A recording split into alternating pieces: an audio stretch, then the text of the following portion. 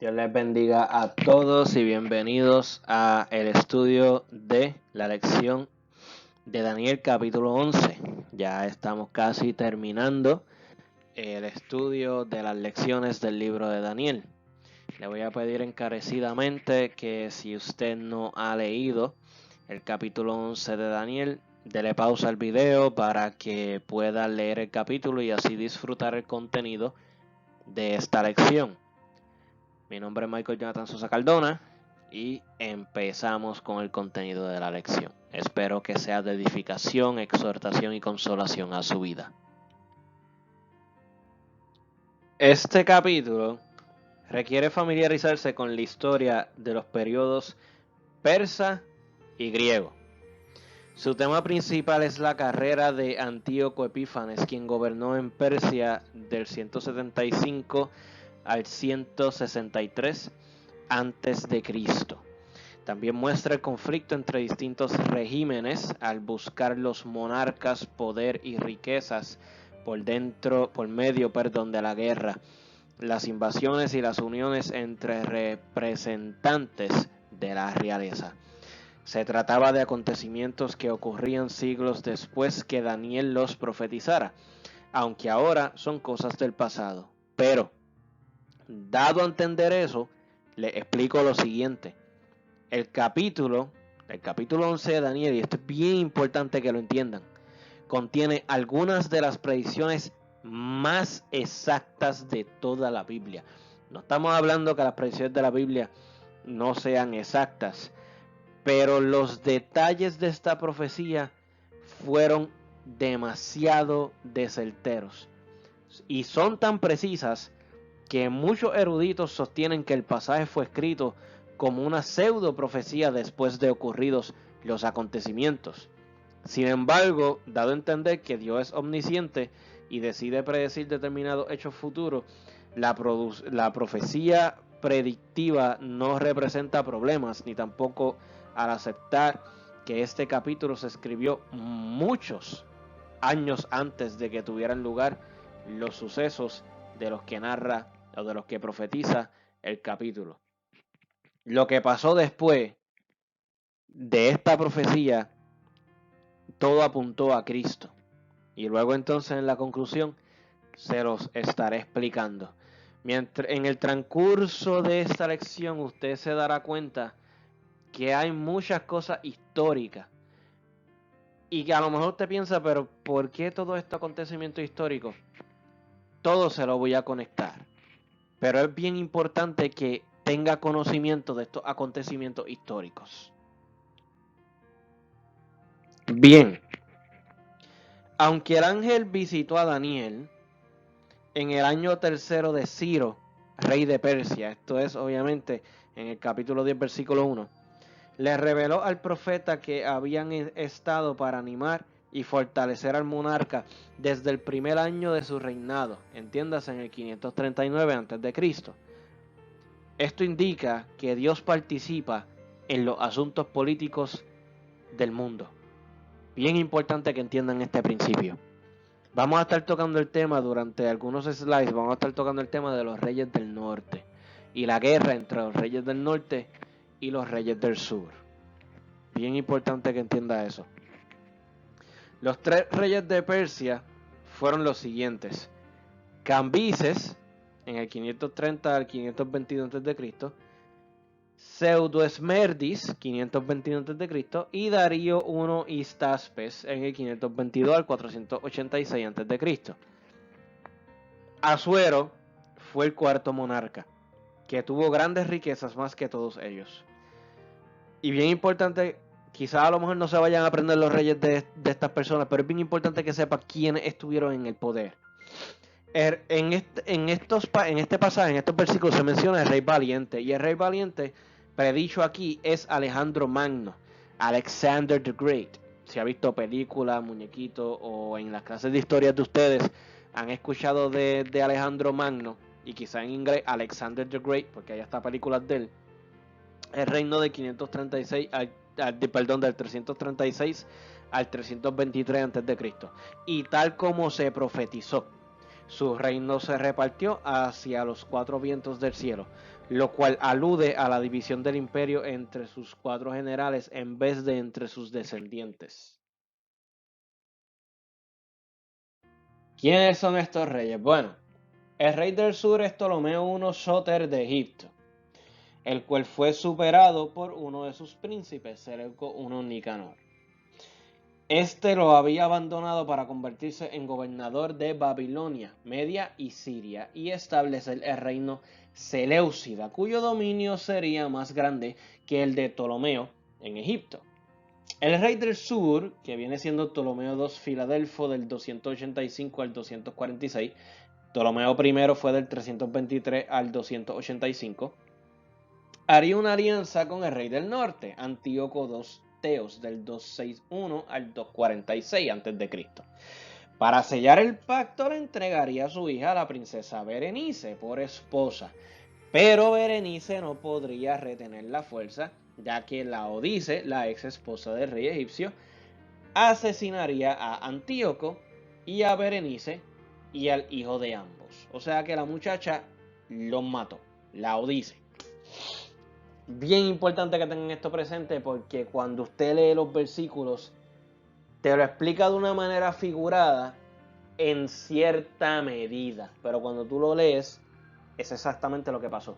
Yo haciendo esta lección hace 2 semanas atrás, antes de tener lo que ocurrió en mi casa del cortocircuito, que por eso es que no pude darle a la clase a ustedes los juveniles que me están escuchando, yo me di la tarea de meterme al internet y verificar las historias de esto.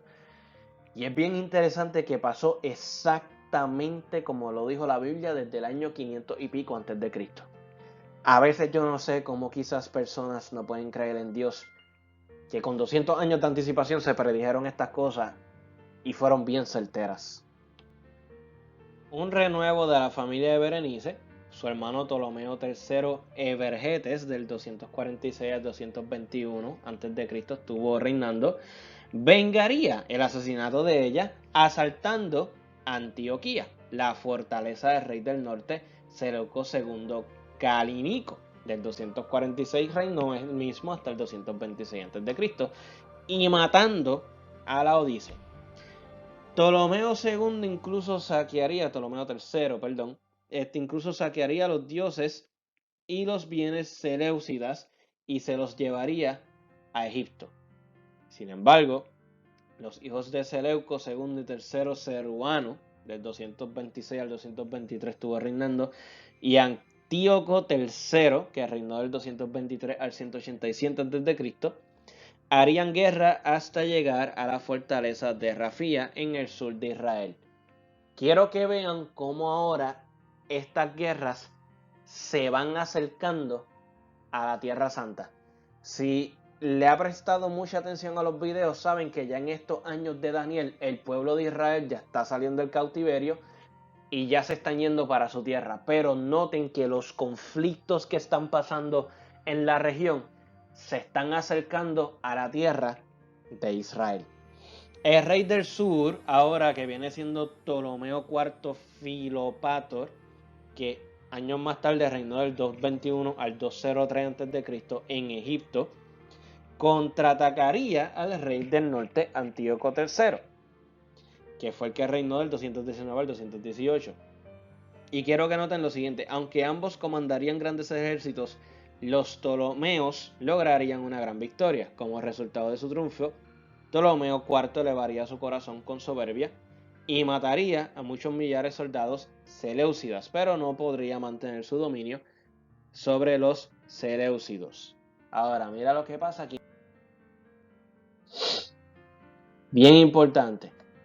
15 años después, el rey del norte, Antíoco III, reclutaría un ejército aún más numeroso y atacaría a los Ptolomeos en Fenicia y en Israel. O sea, los israelitas salieron del exilio y es bien importante porque ya en estos años hay 400 años de silencio de parte de Dios. Usted estará pensando, Michael, me estás mencionando nombres, me estás mencionando acontecimientos históricos. Esto parece una clase de historia, estoy aburrido. Lo que sucede es que por estos acontecimientos es que se abrieron las puertas para muchas cosas cuando llegó el Mesías. Aunque no lo crean, aquí había mucha fuerza. Si usted se acuerda de las visiones, yo le llevo a ustedes contando o narrando en los estudios, desde el capítulo 7 que empiezan las visiones hasta el capítulo 9, le he contado de grandes bestias y luego les dije que eso eran fuerzas demoníacas y el ángel Miguel estuvo peleando con todo eso y qué sé yo. Pues ahora yo le estoy narrando los acontecimientos políticos que esas fuerzas del mal estaban ejerciendo. Y noten cómo estas situaciones políticas que estaban lejos de Israel poco a poco se van acercando a la nación. Muchas veces nosotros estamos orando por unas cosas, pero tienen que ver el macro de alrededor de lo que está pasando en la voluntad de Dios. Y esto es claramente prueba de la visión de Daniel. Daniel oraba por unas cosas y mira lo que el Señor termina revelándole. Y mira los acontecimientos políticos que van pasando durante los años siguientes. Como pueden ver, Antíoco III recibiría ayuda para luchar contra el rey del sur, que era Ptolomeo V Epífanes, y contra los Ptolomeos. Este respaldo se lo darían los rebeldes judíos, denominados aquí hombres turbulentos de su pueblo. Las fuerzas de Antíoco III obtendrían una victoria resonante e incluso tomarían una ciudad fuerte de Sidón. Mire cómo el pueblo judío se empezó a involucrar. El que vendrá, que era Antíoco III, convertiría la tierra gloriosa de Israel, que pueden ver que se habían unido con él en cierta medida, convirtieron la tierra gloriosa de Israel en posesión del reino Seleucida en el 198 a.C., y les impondría un tratado de paz a los Ptolomeos. Antíoco III le daría su hija Cleopatra, y esta Cleopatra no es la última reina del pueblo de Egipto, por esposa de Ptolomeo V.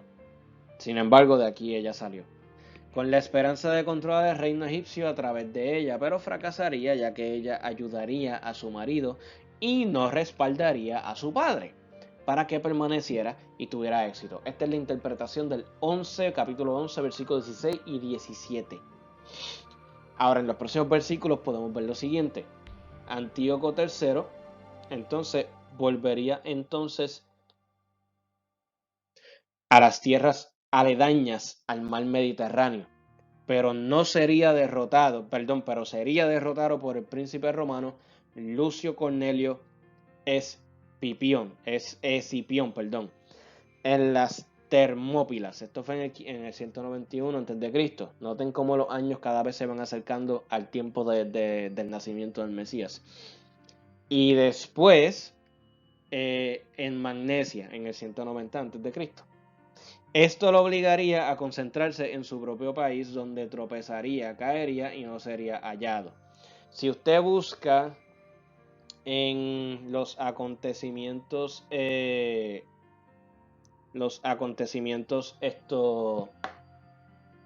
históricos en Google, por ejemplo, usted se va a dar cuenta que esto que le acabo de narrar, de que esto lo obligaría a concentrarse en su propio país, donde tropezaría, caería y no sería hallado, literalmente pasó así. Yo me quedé sorprendido cuando busqué esta información en Google.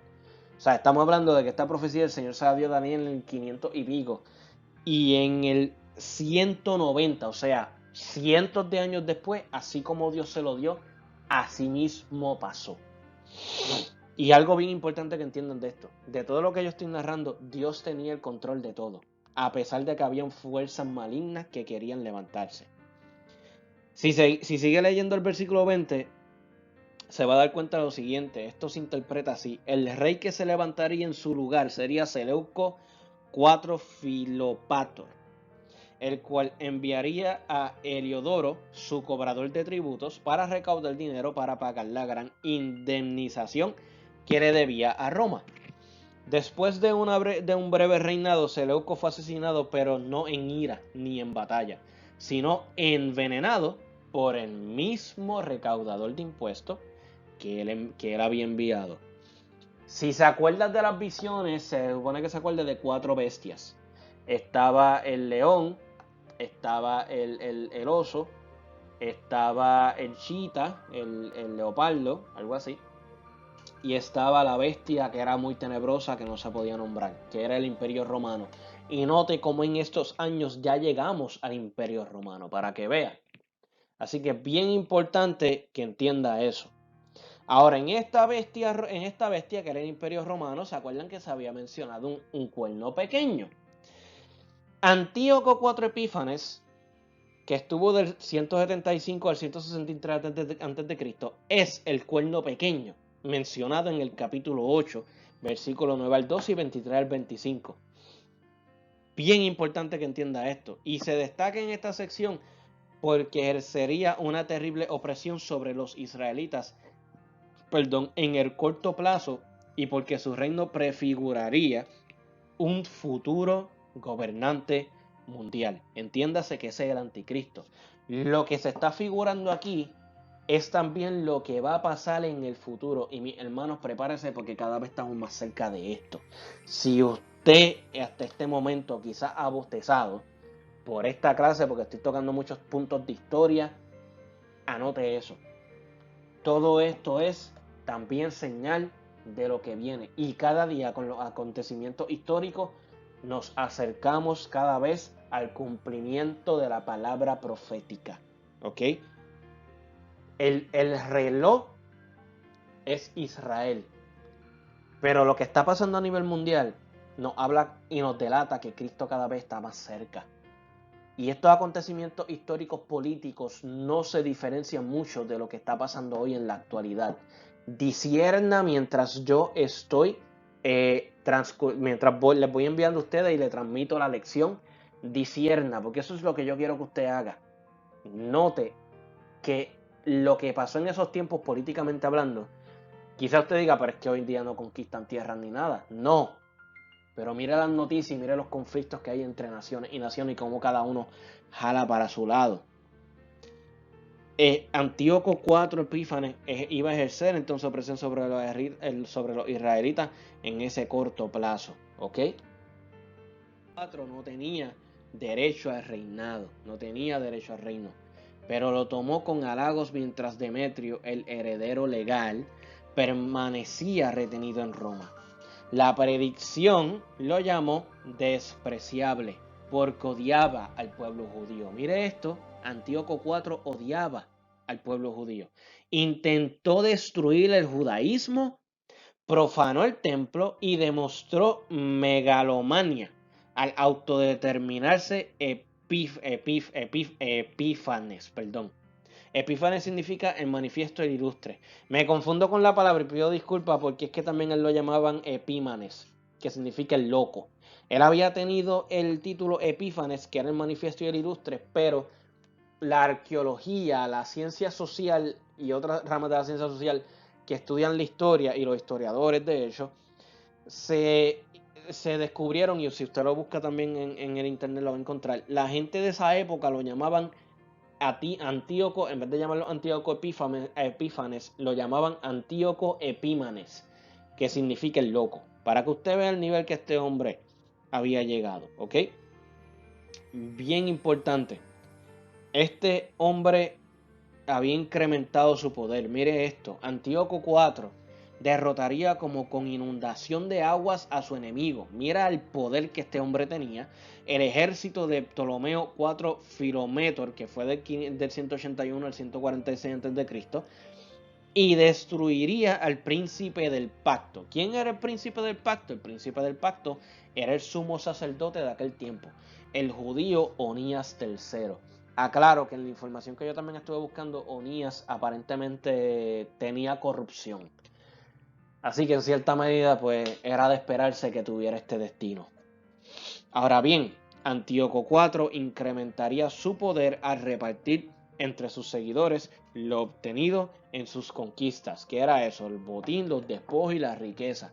Él cada vez se estaba haciendo más fuerte y más fuerte en la historia.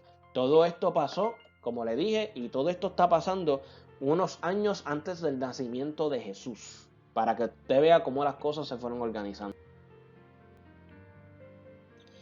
Estos versículos del 25 y el 26, que vamos a estar dialogando ahora, se refieren a la guerra entre Ptolomeo VI y predicen que Antíoco IV no solo lo iba a derrotar, sino que una traición contra Ptolomeo también haría que su ejército fuese destruido. Después de la derrota de Ptolomeo VI, gobernó Egipto Ptolomeo VII. Entonces los otros dos reyes, Antíoco IV y Ptolomeo VI, se reunirían en una misma mesa y hablarían mentiras para tramar la restitución de este último al trono. Después de cierto éxito, al príncipe finalmente fue derrocado, porque fracasaron. Bueno, no derrocado, perdón, no sería el término correcto. Más bien el éxito de ellos fracasaría. Más tarde, disculpen que utilice el término derrocado, no era el término que estaba buscando. Más tarde, después de saquear Egipto, Antíoco IV volvería a su tierra con un corazón, pues como lo establecen los versículos, y pues ahí pues sería en contra del pacto santo, pues eso significa que volvería a atacar a Israel, ¿ok? Durante el regreso, él atacaría a Israel y mataría 80,000 hombres, mujeres y niños judíos y saquearía el templo santo en el 169 a.C. Antíoco IV atacaría otra vez a Egipto, pero en esta ocasión las naves de Kitim, la flota romana liderada por el líder Cayo Popilio Laenas, si usted busca la figura histórica, literalmente existió, si no me equivoco tiene su biografía y todo que lo puede buscar para que vea el detalle de esta profecía. Lo forzarían a Antíoco IV a volverse humillado. Créame que eso a él no le gustó. Al regresar a Siria, Antíoco IV volvería a atacar a Israel. Note que esta persona le tenía odio al pueblo de Dios. Él atacó en el 167 a.C. y esta vez, como dicen los versículos, profanaría el templo. Pero ¿sabe qué? El hombre entró al santuario. Para que usted vea cómo este atrevido se atrevió a hacer esto. Y esto que ocurre en ese momento tipificaría las futuras acciones del anticristo. Al abolir al continuo sacrificio y cometer la abominación desoladora. ¿Cuál era la abominación desoladora? ¿Sabes lo que para los judíos comer cerdo, comer lechón como aquí, que nosotros nos hartamos de carne frita, pero interactuar así con un lechón, de comer carne del lechón o lo que sea, eso era abominación, eso era un pecado mortal, con eso no se juega en el pueblo judío. Y él, como sabía que eso era abominación, cogió un lechón, lo llevó al altar en el templo y lo sacrificó. Eso es burla contra el pueblo de Israel. Así que en respuesta, el pueblo que conoce a Dios, a su Dios, a Jehová, empezó a actuar. Lo cual se concretó en la revolución macabea. Quiero que entienda lo siguiente. El libro de Macabeos, no sé si se llama el libro Macabeos o Macabeos, creo que es Macabeos. El libro de Macabeos tiene dos partes. Es un libro que se conoce como libro apócrifo. Es un libro que fue considerado para ser parte de la Biblia, pero no se tomó, por X o Y razón, no lo colocaron en el canon de los 66 libros principales de la Biblia. Sin embargo, muchos eruditos y mucha gente de Asambleas de Dios que dan clases en el colegio teológico recomiendan que se lean estos libros. No son libros tan largos. Y esos libros narran exactamente lo que pasó en estos años antes del nacimiento de Jesucristo.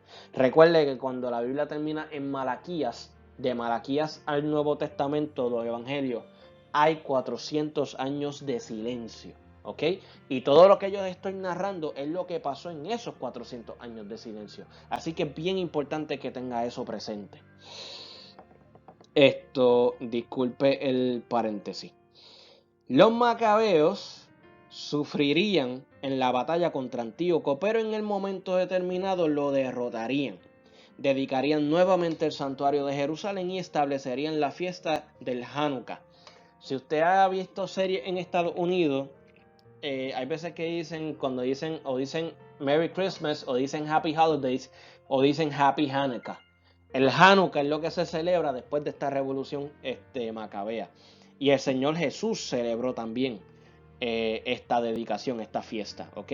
Y hasta el sol de hoy el pueblo judío sigue conmemorando esa fiesta. Bien importante que entiendan eso. En los versículos 36 al 39 describen claramente el futuro del anticristo. Y aquí esto tiene que ver con el anticristo.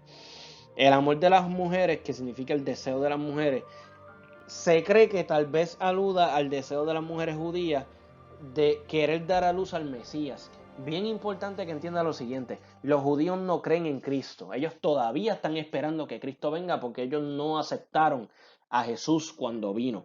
Y quizás por las cosas que estén pasando en ese momento, muchas mujeres anhelen dar a luz al Mesías para que se acabe todo eso.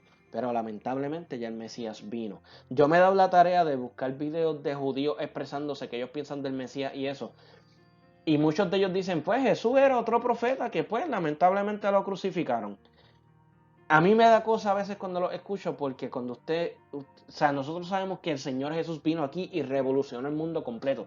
Sin embargo, su pueblo, Israel, no lo acepta como el Mesías. Es bien triste esa historia. Vino y los suyos no lo recibieron. Aquí, en los versículos 36 al 45, las predicciones de Antíoco IV y se centran en el final de los días. Ya estamos hablando aquí del Apocalipsis. El rey que se menciona es el futuro anticristo. En estos versículos, ya cuando se habla del rey, están hablando del anticristo, que previamente identificado también como el cuerno pequeño, para que vea que ese cuerno pequeño era Antíoco IV, pero también tipifica al anticristo, el príncipe que ha de venir, que se habla en el capítulo 9, versículo 26, ¿ok? Bien importante que entienda eso. Ahora bien, durante la gran tribulación, el anticristo será atacado en un movimiento de tenazas desde el norte y el sur. No obstante, triunfará y pasará por la tierra como una inundación, así como hablamos de Antíoco IV. También invadirá Israel, la tierra gloriosa. Ignorará a algunas naciones aliadas con él y conquistará a otras, entre ellas Egipto, Libia y Sudán. Entiéndase que hoy en día es Etiopía. Noticias sobre naciones del oriente y del norte que atacarlo lo atemorizarán y enfurecerán, y esto lo lleva a sostener una guerra genocida contra sus enemigos, en especial contra gran parte del pueblo judío. Si usted lee Zacarías 13, 8 al 9, se va a dar cuenta que hay un paralelo entre esto. ¿Ok? Ahora bien, el anticristo establecerá su centro de operaciones en Israel y levantará las tiendas de su palacio entre el mar Mediterráneo y la ciudad de Jerusalén, sobre el monte glorioso y santo. Las naciones de la tierra, como explica Zacarías 14:2, se reunirán en el monte Meguido para iniciar la campaña de Armagedón, que si usted lee Apocalipsis 16, 13, 16, se va a dar cuenta de lo que yo le estoy diciendo, para que compare. En ese momento, cuando la nación de Israel invoque a Jesús, que ahí es cuando empiezan a creer en el Mesías, Él volverá, como establece Mateo 23, 37 al 39, para librarlos, y el anticristo llegará a su fin, aleluya, y no tendrá quien le ayude, como dice el versículo. Siento a Dios, aleluya. De manera de conclusión, me imagino que la pregunta después de esta lección es: Michael, ¿por qué una clase de historia? Tan aburridas que son, yo que la cortaba en clase cuando estaba allá en la escuela, yo que cortaba clase cuando estaba allá en la escuela. Tengo que aprender el diablo, no corte clase. Es relajo. Examinemos lo que hemos hablado de Daniel hasta este momento. Bien importante, el Señor le había revelado a Daniel bestias y cada una representaba un reino. Aquí vemos la manifestación de estas bestias, los reyes y sus reinos. En estos años que transcurren, estos eventos son los famosos años de silencio de Dios, los 400 años de silencio. Durante estos años no hubo palabra de Dios por medio de profetas. Fue durante este periodo que ocurrieron estos eventos. Así que esto pasa entre el último libro del Antiguo Testamento y el Nuevo Testamento, entre el libro de Malaquías y los Evangelios. El Señor es fiel a su palabra. Daniel se mantuvo íntegro clamando al cielo y Dios le contestó. La Biblia dice en Jeremías 33:3, clama a mí, yo te responderé y te enseñaré cosas grandes y ocultas que tú no conoces. Claro versículo de lo que pasa en la vida de Daniel y estos acontecimientos. Orar por la voluntad de Dios es bien importante. Durante esta lección podemos aprender a discernir los tiempos. Para aquel entonces el reloj para la llegada del Mesías era Israel, hoy día es Israel. Lo que pasó en aquel momento es tipo de lo que pasa hoy día. Debemos discernir los tiempos, orar por los acontecimientos mundiales y de nuestro país, porque la venida del Señor, así como vino en aquel momento a través de su nacimiento a morir por nosotros, esta vez vuelve por su iglesia, por ti, por mí, y tenemos que estar preparados. Daniel oró mucho por su país, por su nación, por su pueblo. Pero lo que se estaba cocinando era mucho más fuerte de lo que él esperaba. Debemos clamar a Dios para tener una amplia visión de los acontecimientos y orar por eso. No tengo en ningún momento, no digo que en ningún momento oremos por nuestras cosas personales, no estoy diciendo que no debemos de hacerlo. De hecho, siempre debemos orar en todo tiempo porque la oración es vital. Así que no te estoy diciendo que no ores por tus cosas personales con esta lección. Todo lo contrario, que te mantengas en oración. Porque tú tienes propósito en el Señor y tienes que orar por tu vida. La oración es vital, es hablar con Dios y es necesario, pero también debemos orar por lo que acontece porque la venida del Señor cada vez está más cerca.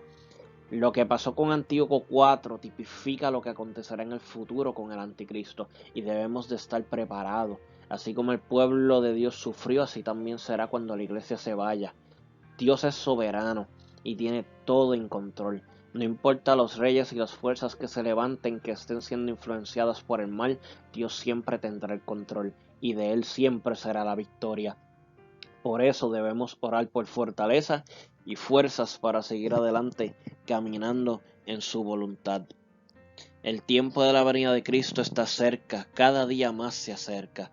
Así como con cada acontecimiento histórico se acercaba el nacimiento de Cristo para este mundo, así cada vez se acerca con los acontecimientos mundiales a la segunda venida de Cristo. Los tiempos indican que su venida está cada día más cerca.